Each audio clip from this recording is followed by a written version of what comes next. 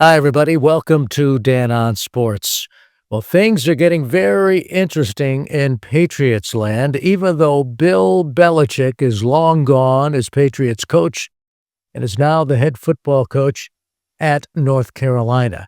What do I mean by interesting? Well, Belichick has come out with a new book, Art of Winning, and it is a book that is going to, I think, generate some conversation.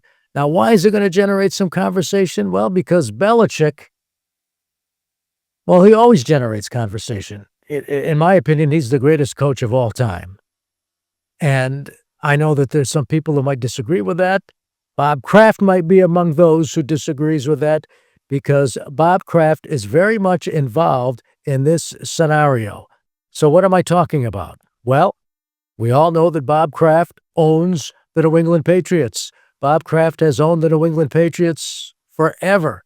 And Bob Kraft obviously is central to this scenario. So what scenario am I talking about?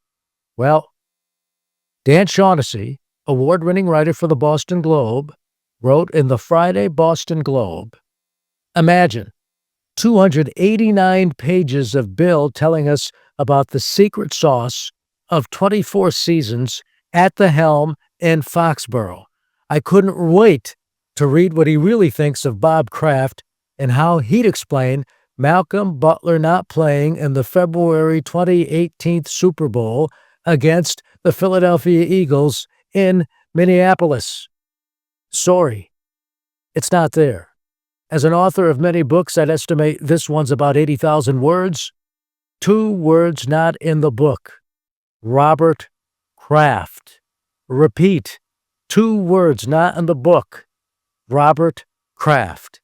And that really is the story. The story is this battle between Belichick and Kraft. There's no other way to describe it. You could tell they don't like each other. You can tell they haven't liked each other for a while. I guess things started to go south in 2018. But and Shaughnessy writes about this, but I've read this in other quarters. It all comes down to what? A 3-letter word spelled ego. Ego's involved. And apparently Kraft was upset that Belichick got most, if not all, of the credit of the success of the Patriots over the last 20-plus years before things started to go south when Tom Brady left the team. So there's been this dynamic between Belichick and Kraft that, guess what? They don't like each other.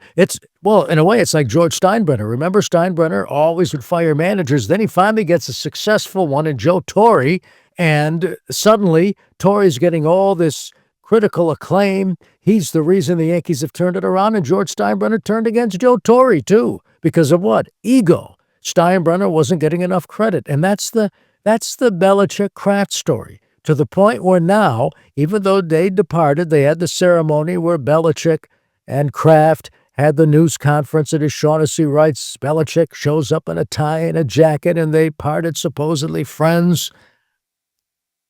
There is no love lost between these two. Think about it for just a moment. You write a book about 80,000 words, The Art of Winning, and Belichick not once mentions Robert Kraft. Not once. 80,000 words, not once. And even in the credits afterwards, no mention of Robert Kraft. So I guess the book comes out May the 6th. Shaughnessy got an advance copy. But the bottom line is this is going to stir. It's already stirring controversy, and the book hasn't been published yet. This is going to just, I guess, add fuel to the fire that there is no love lost at all between Robert Kraft and Bill Belichick. Meanwhile, Belichick is on to North Carolina, and Kraft is on to his 3rd coach in 3 years.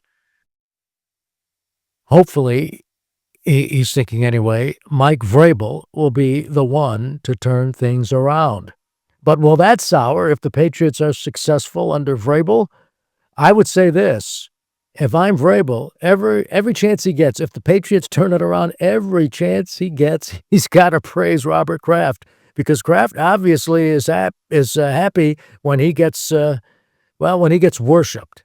Look, I have my issues with Robert Kraft too. I'm not a fan of Kraft's. I think that he really stuck it to the people of Hartford when he promised to move the team to Hartford. Remember that back in 1996, was it? 97, 98, in that period? But at the time that happened and everybody was screaming, yay, the Patriots are going to move to Hartford, in my neck of the woods anyway, I just thought there were more loopholes in that deal that you could drive a tractor-trailer truck through. Plus, I never thought that the NFL would allow it to happen. I never thought that the NFL, even though Boston or Foxborough in this case, and Hartford are separated by less than 2 hours, they're different television markets. And at the time, Boston was the sixth-ranked TV market in the country. That might have been the fourth ranked. But I never thought that the NFL was going to permit one of the top television markets in the country to lose a franchise. And so then there was a lot of shenanigans taking place behind the scenes. And in the end, Kraft got what he wanted, a brand spanking new stadium at the time. It was a state-of-the-art stadium back then. And essentially, he used Hartford. He used the people of Connecticut in order to get his stadium in Foxborough. That's what it came down to. It smelled at the time, even though we were all excited about it. To this day, it smells. I've never been a fan of Robert Kraft. And, well, there's one of the many, many reasons. But evidently, Bill Belichick isn't a fan of Robert Kraft's either, at least if you go by the art of winning. 80,000 words and no mention of Robert Kraft. That's going to do it for Dan on Sports. Thanks for watching, thanks for listening, and thanks for subscribing.